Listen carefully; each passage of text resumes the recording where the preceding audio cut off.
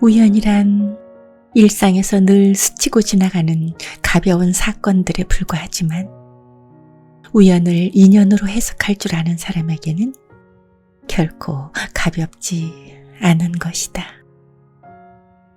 안녕하세요. 감성편지 김다원입니다. 우연이 있을까요? 아니면 필연이 우연을 가정하고 오는 걸까요? 우연이든 필연이든 올 일은 오고 갈 일은 갈 거다라는 생각을 합니다.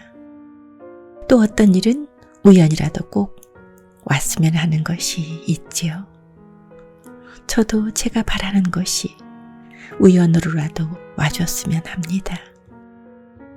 오늘은 다정하게 안아주는 심리 치유 에세이 그림에 마음을 놓다를 봅니다. 그 중에서 우연 같은 만남을 꿈꾸는 당신 편입니다. 이준 작가가 명화를 보면서 삶을 이야기합니다. 얼른 같이 보실까요?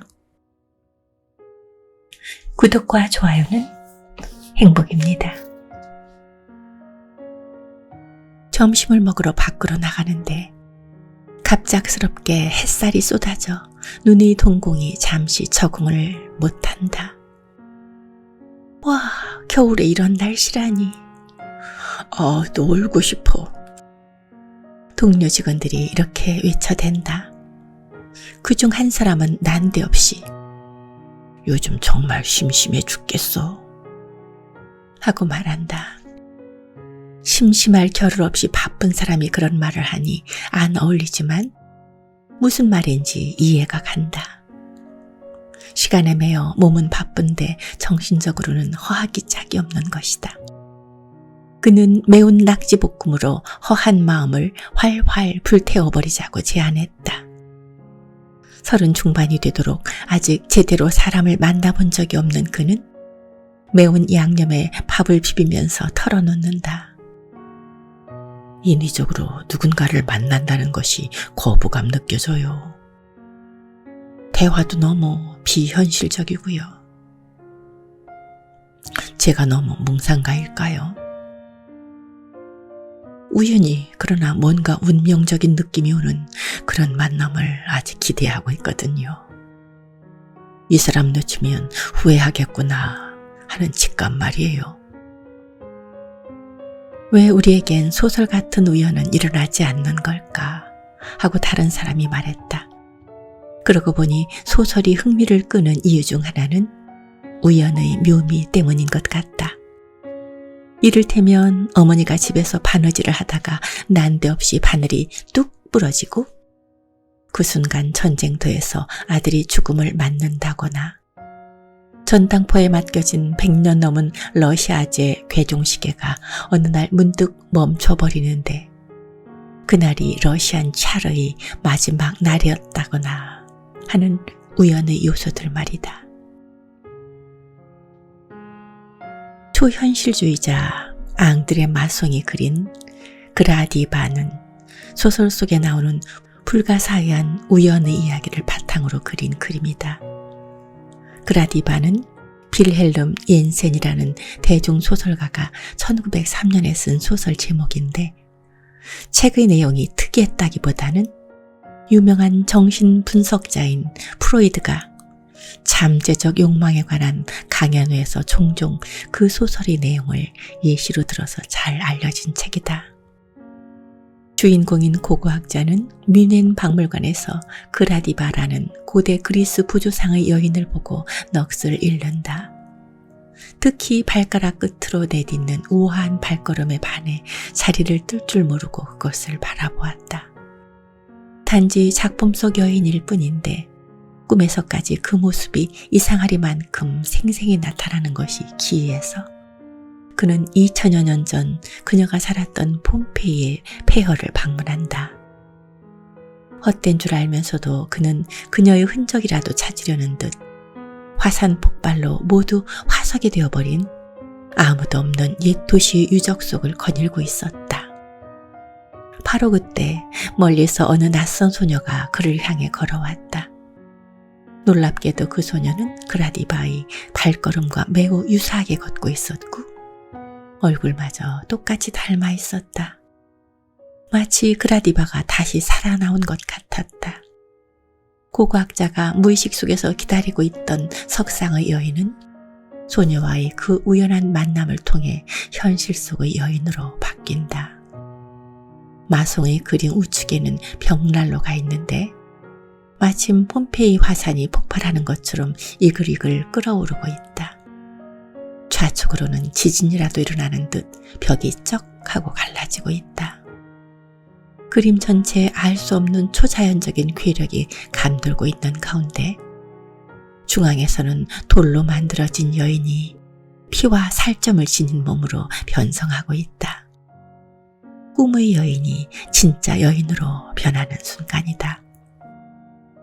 우연한 만남은 수겹으로 쌓여온 마음속의 어머니, 외부 세계로 전해졌다가 다시 자신에게도 돌아온 것이라 생각한다. 나비의 날갯짓 하나가 일으킨 파동이 점점 커지면 어마어마한 회오리를 일으킬 수 있듯 미미한 인간의 염력도 겹겹이 쌓이게 되면 우주에까지 미칠 수 있는 것이다. 다다 예술가인 한스 아르프는 모든 것을 제거한 무의 상태에서 오직 우연의 가능성만을 남겨둔 채 작업을 시도했다. 우연히 법칙으로 배열된 사각형들의 콜라주가 그 한 예이다. 이 작품은 아르프가 커다란 양면 색종이를 손으로 쭉쭉 찢은 뒤 바닥에 떨어뜨려 배열된 모습 그대로를 풀로 붙여 만든 작품이다. 누군가가 종이를 찢어 바닥에 버렸다면 이는 아무 의미 없는 행위에 불과했을 것이다. 하지만 그 사건의 예술적 창조 혹은 예술적 반항이라는 의미를 더 씌울 줄 아는 예술가였기에 우연의 행위가 예술 작품으로 남을 수 있었던 것이다. 우연이란 일상에서 늘 스치고 지나가는 가벼운 사건들에 불과하지만 우연을 인연으로 해석할 줄 아는 사람에게는 결코 가볍지 않은 것이다. 한때 유행처럼 읽혔던 소설 참을 수 없는 존재의 가벼움에서 저자인 밀란 쿤테라는 주인공들의 생각을 통해 우연에 대해 진지하게 이야기한다. 그 누구와도 결코 깊고 오랜 관계를 맺고 싶지 않은 남자가 있다. 하지만 이 남자에게는 왠지 모르게 떨쳐버릴 수 없게 된 마음속에 커다란 자리를 차지하는 여자가 생겼다. 그런데 그녀와의 인연이란 고작 몇 번의 시시한 우연들이 만들어낸 결과일 뿐이다. 가령 그 여자가 일하는 술집에 그가 들어선 순간 여자가 유일하게 좋아하는 클래식 음악이 라디오에서 흘러나온 우연. 남자가 6호실에 머물고 있다고 말하는 순간 여자는 자신이 예전에 살던 건물이 번지수가 6인 것을 기억해낸 우연. 또 여자가 늘 즐겨 앉아 사람들을 바라보곤 했던 바로 그 벤치에 그가 앉아 그녀를 바라보고 있었던 우연 등이었다. 남자에겐 지극히 사소한 사건들이 여자에게는 개인적으로 매우 특별한 의미로 해석되었던 것이다. 우연은 주변에서 심심할 새도 없이 흔하게 일어나고 있다. 둔하게도 그것이 지나가는 것조차 모르고 있을 뿐이다. 소설에서는 자주 있는 우연의 일치가 실제 생활에서는 좀채 일어나지 않는다면 그것은 우연의 의미를 자기에게 맞게 해독하지 않았음을 의미한다. 일상을 예민하게 감지할 수 있는 우리의 더듬이를 날카롭게 손을 보는 게 먼저일 것이다. 그러면 놓쳐버린 수많은 우연들은 소설처럼 그림처럼 아름다운 구성을 만들어낼지도 모를 일이다. 벚꽃이 활짝 핀 이 봄에 여러분들은 어떤 우연을 기다리고 있나요? 어떤 우연한 만남을 만들고 싶은가요? 오래오래 염원하면 우주가 도울지도 모르지요. 여러분의 우연을 기원합니다. 고맙습니다. 김다원이었습니다.